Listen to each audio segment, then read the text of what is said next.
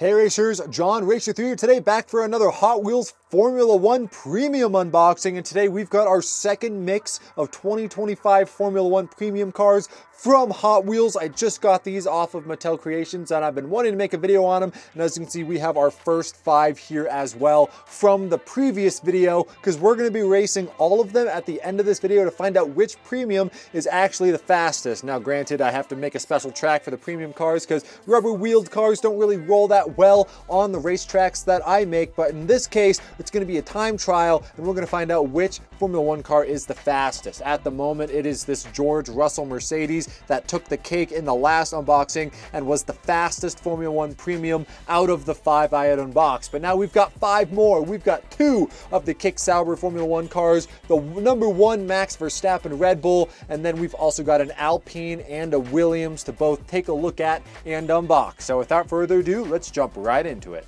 All right, let's go ahead and move these other Formula 1 cars aside and take a look at what we're cooking with here. Let's go ahead and start with both of the Kick Sauber cars. We've got the number 5 and the number 27. This is Nico Hülkenberg's car, and this is Gabriel Bortoletto's car. And you can see they've got different helmet designs that we're going to take a look at. And then just like the last one, I want to set them all out next to each other side by side to look at the intricacies and differences between them as well, because all of the Formula 1 cars have just slightly different variations among their bodies. And we have not seen Kick, Alpine, or Williams yet, or even Red Bull, which I actually have the 2024 version of Max Verstappen's Red Bull that we're going to be able to use in comparison as well. But let's go ahead and get both of these Saubers out of their package. Here's Hülkenberg's car, looking really nice. He's got a really clean helmet design, the black with the green stripes. Like I mentioned in the last one, these cars are just insane when it comes to detail that they include,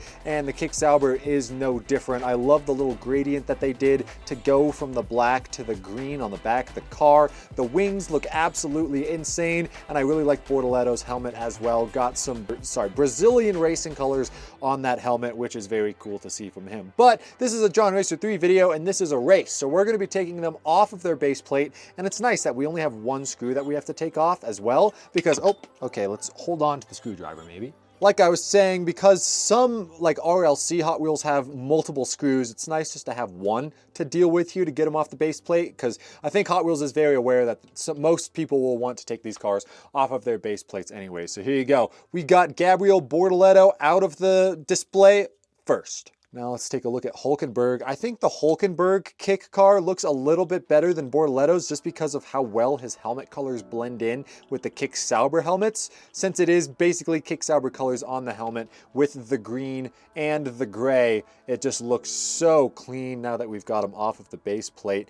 Looking very nice. The Kick Sauber cars actually have some small details on the halo as well. Looking at some of the other cars that we unboxed in the last video, they also have details on the halo, but these ones are actually really unique, because to tell them apart, or at least for broadcasters to tell them apart, how they do that is with the colors of the box on the top. So as you can see on Bortoletto's car on the right here, you've got yellow on top of that radio box above their heads. That's, I believe, where the cameras are for like the onboards and stuff, and Hülkenberg doesn't. If we want to take a look at the comparisons as well, we've also got the 2 McLarens, and it's the same kind of deal. Lando Norris has the yellow on top of his box, while Oscar Piastri doesn't. So that's a pretty cool detail to add, and these are some very nice looking Kick Sauber cars too. And we've got the full team as well. In the first drop we got the full team of McLaren, and now we've got the full team of Kick Sauber, which I don't know why they chose to go with this one for the full team first. Like I would have predicted them having the Red Bull instead, but you never know. You know, it's kind of confusing. But next up, we've got Max Verstappen's 2025 Formula 1 car.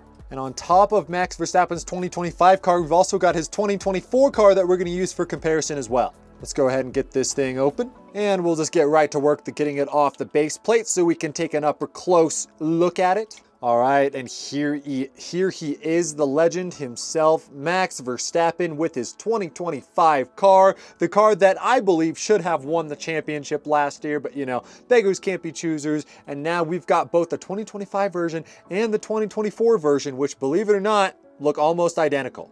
Now, the biggest thing I noticed is the 2024 version has medium compound tires on, while the 2025 version has hard tires. So that's the biggest distinguishing factor between them. Otherwise, there are some small details that are a little bit different. Like there's a couple, or on the newer one, there's another logo underneath the Oracle text. Otherwise, the car looks almost identical.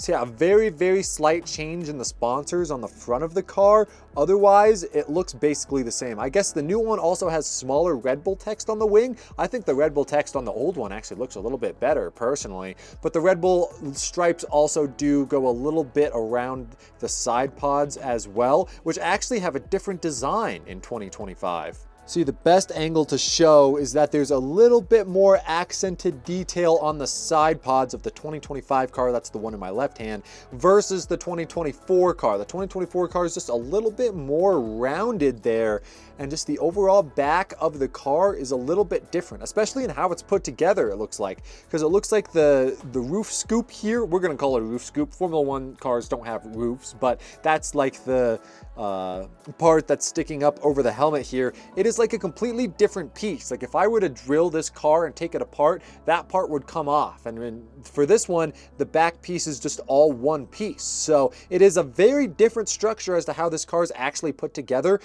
in the factory. And overall, it looks pretty good. Oh, the back wing text is a little bit different as well. The newer version has a wing that looks like it is sticking up, like straight up, like it's breaking almost, versus this one, it is not sticking straight up. So it looks like the 2025 Max Verstappen car has a little bit more downforce than the 2024. And hey, honestly, I really just like picking apart the details on these cars because they look literally identical, but this one just looks a little bit better, I'd say. Oh, beautiful looking car. All right, we got two more, and they're two blue cars, and we have not seen either of these yet out of the package. So let's go ahead and start with the Alpine number 10. That is Pierre Gasly. I've mentioned in these videos before that I'm a very big Ferrari fan, so I can't wait for the Ferrari cars to actually come out in this premium line. But when it comes to drivers, I love Max Verstappen because he's just hilarious personally. And other Ferrari drivers, Charles Leclerc is my guy. What I'm trying to get at is Pierre Gasly's becoming one of my favorite drivers as well. Despite driving an Alpine, which, you know, is not the fastest car on the grid, I do think he's a very talented driver. So it's cool to see that he was picked out of his Alpine teammate, which I think was called a Pinto in 2025, for the first release of this car, and it looks so good. The paint is super glossy comparatively to basically all of the other cars that we've unboxed. Like the McLaren has a matte color, the Kick has a matte color, Red Bull does. This paint actually looks super glossy and it looks super shiny. Definitely makes it stand out, and I really like the pink Alpine went with for this livery as well. I think their 2025 car just looked exponentially better than their 2024 car because their 2024 car was basically just black, and we have enough black on the rest of all of these cars. We'll set all of these next to each other to take a look at the differences in bodies, but the Alpine just looks so good. I bet it has skinnier side pods than all of the other Formula One cars that we've seen. And actually taking a look at the front decals here, you can see that 10 is a little bit cut off on the nose. I'm gonna check the packaging and make sure that's how it's supposed to be. I think it is. As you can see on the art, there's like a little line where the tire is, where that 10 is sticking out. Now, I think that was on purpose because that is what it looks like exactly on the front of the car, which looks pretty good. I guess I've never really noticed that before, especially on his car in real life. Granted, I've never seen a Formula One car in real life. I know that's kind of shocking. Formula One, invite me to a race, please. Anyways, but this thing looks pretty nice. I think the pink and blue looks really good. I'm a huge fan of the blue that they went with for the body as well. And then just, yeah, all of the intricate details. You got Pierre Gasly's helmet from 2025. That very colorful, looks like blue and red accents. It looks like they tried to fit so much detail on the helmet. I physically cannot pick out like exactly what the helmet looks like, but overall, very, very accurate looking diecast. I said it before and I'll say it again, Hot Wheels is killing it with this line. And now the final car in this drop was the Atlassian Williams Racing Carlos Sainz car, which is kind of interesting to me because when I think of Williams, I don't think of Carlos Sainz. This was Carlos Sainz's first year at Williams in 2025. Granted, and then his teammate, Alex Albon, has been with Williams for much longer than that, so I would have expected them to take his car instead and his helmet, but instead, we've got Carlos Sainz. Maybe more people are going to buy Carlos Sainz diecast. I have no idea, but this diecast has a ton of intricate details. I like how blue Williams is going with their colors, especially in 2026, just having a super bold blue car looks really nice, but there are a lot of details on this thing. Like you've got green text on the insides of the wheels. That's very interesting. And then I'm also looking at the floor part here. That is the part that is on the very bottom there, that black plastic for downforce. And taking a look at it, I guess taking a look at all of these cars, they've got the little like teeth almost on the side there. Let me take this off the packaging so I can explain more what I'm seeing. Yeah, the Williams just looks so sleek, and you can tell this is Carlos Sainz's helmet because you can see the Spanish flag colors on the side of his head there with the white and, or sorry, not the white, the yellow and red, which looks really cool. You got the Duracell battery on the top, one of the more iconic sponsorships in Formula One, I think, because it really does just look like a battery. That's pretty neat. And he's got the yellow tag on top of the radio box as well, or whatever that part of the Formula One car is called. I'm not exactly sure. But all of these cars, I've also noticed, have the hard tire compound, which makes it a lot easier to distinguish them between the 2024 cars, like this Max Verstappen car, which has the medium tire compound, which is yellow. And I mentioned in my last one that I think it's really nice that they did hard instead, because I think the white just goes a lot better with a lot of the other color schemes of these teams. But overall, the Williams just show it has so many different colors of blue, different shades of blue. Like the nose is a different shade of blue than the engine bay right here, which is a different shade of blue from the bottom accent of the car here. And it's just, this car is very blue and I'm a big fan. They're also sponsored by Gulf. That's just a pretty cool sponsor. And just look at the amount of detail they're able to add to even the halo of the car as well. The halo of the Atlassian Williams car has way more details than the halos of like any of the other cars that we've unboxed so far. And overall, I think this one might be taking the cake for my favorite in this mix. But okay, that's now all of the cars unboxed. Let's go ahead and line them up all side by side, and I'll point out the biggest differences I see in the bodies between all of these cars. All right, let's take a closer look at the designs of all of these cars. So something I've noticed the most, and it's what I pointed out when I was looking at the Red Bull of Max Verstappen, is that the lines that you can see of how this diecast was actually put together are different for basically all of these cars. I guess the lines on the Kick Sauber and the McLaren are very similar, especially for that engine like scoop there. It looks like it's very similar, but it is very different to both the Williams and the Alpine in the back of the car. It's hard to come across on camera, but all of the wings are just a slightly different shape as well. Hot Wheels really went crazy with the wings, because as you can see, I guess one of the things I notice here is like you see the smooth edge, the BWT on the Alpine wing. That is just a straight line, but the Red Bull, it's got a little indent in the middle there. Same with the kicks, both very much prominent of just like a little indent in the wing there. McLaren doesn't have it. None of the other teams really have that except for the Red Bull and the Kick Sauber, which is interesting. I mean, all of these teams build their cars on the same regulations, right? So all of the cars should look very, very similar, but look at the floors of the cars as well. Like you can see the floors that provide a lot of downforce for the car is very different between the Williams and the Alpine. The Alpine's sort of like sticking out to the sides, while the Red Bull and the Saubers both kind of go inward. And I think the same goes for all of these other cars as well. They're all just a little bit different. They're all just very slightly different, which is so interesting, but I think they all look really amazing. And I gotta say, having all of these cars lined up next to each other as well, I'm so happy we are getting the full grid of Formula One. I have not seen what the third mix is gonna look like yet. Fingers crossed it includes Ferraris or Aston Martins or something, because I do not have any of those in the collection yet. But overall, we've now got 8 different teams here represented in the first 2 mixes of the Formula One drop, and honestly, I'm pretty happy with that. So overall review, I think this mix is a little bit better than the first mix. Personally, I thought the first mix, they chose a little bit of a boring selection of cars. Granted, we do have a lot of the front runners now with George Russell, Lando Norris, Oscar Piastri, and Max Verstappen. And we've got a lot of the back markers as well, such as the Saubers, the RB, the Haas's, the Williams, the Alpines. Like all of the teams here are represented and they all look just so amazing. But what I want to find out now is which one is the fastest. I have a brand new track setup that is all a constant downhill, so these real riders should be able to complete it, and I'm going to do a quick time trial run between all these cars to find out which premium line is the fastest. You guys know I make a lot of videos using the regular Formula One basic diecast in my videos and I race them a lot, but I don't really want to race these ones. The details are just kind of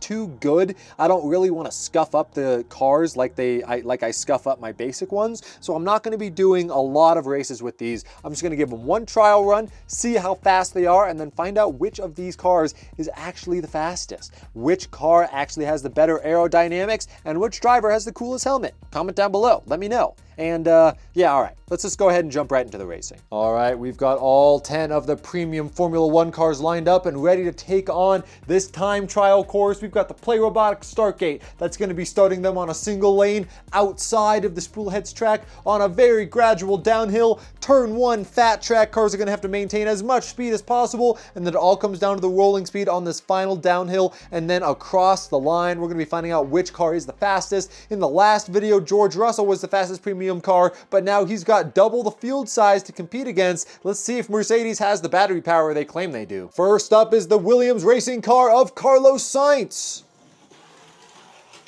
Carlos looking good in blue, over the line with a 4.077 time to kick us off. Next up, we've got the number 1 Red Bull, Max Verstappen. Let's see what he's able to do for his time. Looking really fast. Is he faster than the Williams? He isn't. It's a 4.389 for the Red Bull. Next up is Pierre Gasly in the Alpine, and it's a 4.0 that he needs to beat to top the timing charts. Let's see what the Alpine can do speed-wise. Across the line, 4.448, slower than the Red Bull. Perhaps Gabriel Bortoleto in the Kick Sauber has the speed to contend against Carlos Sainz. Let's see what he can do around the turn, across the line, 4.156. Second fastest overall, but not as fast as Carlos. Next up is his teammate Nico Hülkenberg in that Kick Sauber. Hopefully he's got some better speed or similar speed because they're the same car. What can Hülkenberg do? 4.405, much slower than Gabby. All right, now we've tested the speeds of all of the new cars, and it's Carlos Sainz on top with a really fast time compared to the others. Gabriel Bortoleto in second and Max Verstappen in third, with Hülkenberg and Gasly behind. But we've got the 5 other cars that we unboxed in the last video. Time to race them on this track and see if they have some speed to compete. Our next car up is Liam Lawson in that RB Visa Cash App car.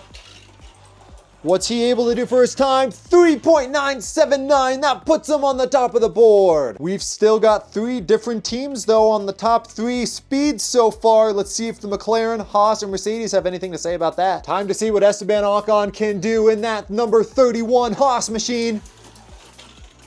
Will he have the speed to beat Liam? It looks like he's a little slow, 4.607. Unfortunately for the Haas, that is the slowest time we've seen so far out of these cars. Next up, it's Oscar Piastri in the McLaren. What can Oscar do? Looking good, 4.345. He's not going to be on the top 3. And now his teammate Lando Norris is up, the 2025 champion. What can he do with this championship winning car? Looks fast, 3.790. Lando Norris does have championship speed. Looks like no matter what happens, there's still going to be 3 different teams on the top steps of the podium, which is always exciting to see, especially that brand new Williams that we just unboxed, but we got 1 more car to go, and it was the fastest last time out. George Russell in his Mercedes needs to put down a time. 3.790 is the time to beat from Lando Norris. Can George Russell do it? Looks fast, 3.639, he does it. And just like that, the top 3 cars have changed positions from the last time they ranked, but none of the 5 new cars that we unboxed today were in the top 3 when it comes to speed. Carlos was the fastest of the bunch, with Gabriel Bortoleto really close behind, but it's going to be Lawson in third, Norris in second, and George Russell in first place in that Mercedes. Man, I guess in real life and in premium versions, Mercedes is just unbeatable. But that is just about it. That's all I've got for you guys today when it comes to reviewing the premium Formula One cars. Hot Wheels, you're still absolutely killing it with the Formula One cars, and I cannot wait to see what cars you choose for the 3rd batch. And yes, we will be racing them on this time trial track once we get them in the collection, unboxed, and ready to race. So, like I said, that's all I've got for you guys today. Thank you guys so much for watching this video. I hope you enjoyed, and I'll see you guys in the next one. Take it easy. Peace.